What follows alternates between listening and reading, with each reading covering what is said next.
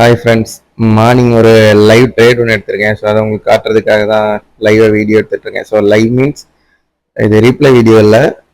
பாருங்கள், இது வந்துட்டு லைவாக அதாவது 6:42 டைம் ஓடிட்டுருக்கு. ஸோ இதில் பார்த்தீங்கன்னா நான் வந்துட்டு 1:6 வச்சுருக்கேன். ஆக்சுவலி 1:3 தான் பண்ணணும். நான் 1:6 வச்சுருக்கேன். நான் ஸ்டாப் லாஸ் மட்டும்தான் ஃபிக்ஸ் பண்ணியிருக்கேன். டேக் ப்ராஃபிட் ஃபிக்ஸ் பண்ணலை. ஸோ நான் பார்த்துட்டு இருக்கிறனால 1:6 வச்சுருக்கேன். மார்க்கெட் எங்கே போகுதுன்னு தெரியல, பார்க்கலாம். ஸோ பாருங்கள், ட்ரேட் ஓடிட்டுருக்கு. இப்போதைக்கு 1:1 வந்து ஹிட் ஆகிருக்கு. அதாவது $1 ப்ராஃபிட்டில் ஓடிட்டுருக்கு. ஸோ இது வந்து நம்ம அந்த சேலஞ்ச் அக்கௌண்டன்ஸில் அதுதான். இந்த மார்க்கெட் எங்கே போகுதுன்னு எனக்கு கரெக்டாக தெரியல. ஸோ எனக்கு தெரிஞ்சு நம்ம போட்டிருக்க அந்த லைன் ஒரு டார்க் டாட்டட் லைன் இருக்குல்ல, அது வரை வரணும் மார்க்கெட்டு. ஸோ அதுதான் 1:6 அப்படின்னு சொல்லிட்டு நான் திங்க் பண்ணியிருக்கேன். ஸோ வரதா இல்லையாங்கிறத வெயிட் பண்ணி பார்க்கலாம். ஸோ எனக்கு தெரிஞ்சு வரும் கண்டிப்பாக. ஸோ இது ஒரு நல்ல ட்ரேடாக இருக்க போகுது. பாருங்கள், இது வந்துட்டு லைவாக தான் ஓடிட்டுருக்கு. ரீப்ளை வீடியோலாம் கிடையாது. ஸோ நிறைய பேர் ரீப்ளைலாம் வச்சு ட்ரைனிங் கொடுக்காங்க. அது வேணாம், அதை எதுவுமே சொல்ல விரும்பல. ஸோ ஓகே, எனக்கு தெரிஞ்சு இப்போ நான் ஸ்டாப் லாஸ் வந்துட்டு நம்மளோட என்ட்ரி பாயிண்டில் வச்சுக்கலாம். அப்போ அகெயின் மார்க்கெட் வந்துட்டு மேலே போனால் கூட எந்த ஒரு லாஸும் இருக்காது. ஓகே, ஸோ இப்போதைக்கு 1:1 தான் ஓடிட்டு இருக்குது. பார்க்கலாம்.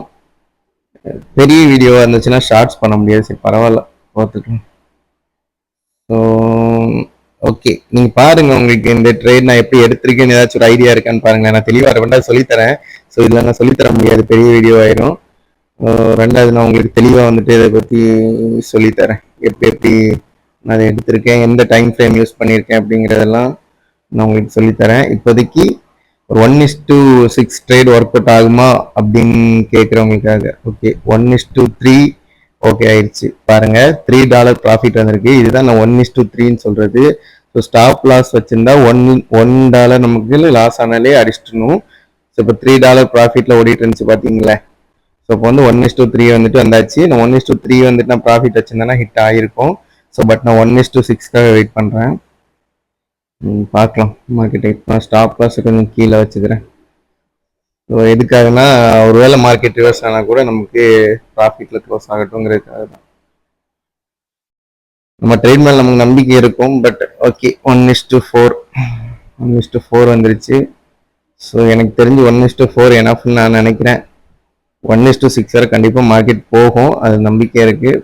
பட்டு ஓகே, நான் இந்த ட்ரேட் இருக்கிறது சும்மா வந்துட்டு எல்லாம் எடுக்க மாட்டேன். ஸோ இதுக்காக நான் நிறையா ஒர்க் பண்ணி தான் எடுத்திருப்பேன். ஓகேவா, நான் ஒரு லைன் போட்டிருக்கேன் இல்லையா. இந்த லைன் நான் போட்டிருக்கேன். இந்த ஒவ்வொரு லைனுக்குமே மார்க்கெட் ரெஸ்பெக்ட் பண்ணி தான் போகும். ஸோ எனக்கு தெரிஞ்சது என்ன, நான் வந்து இதை க்ளோஸ் பண்ணலாம்னு நினைக்கிறேன். ஓகே, 4.5 ஓகே, 4.5 நான் க்ளோஸ் பண்ணிட்டேன். ஸோ பட் இந்த மார்க்கெட் வந்துட்டு கண்டிப்பாக, இந்த ட்ரேட் வந்துட்டு கண்டிப்பாக 6 அடிக்கும். அதில் வந்து என் நம்பிக்கை இருக்குது. நான் அடிச்சுன்னா ஃபோட்டோ போடுறேன்.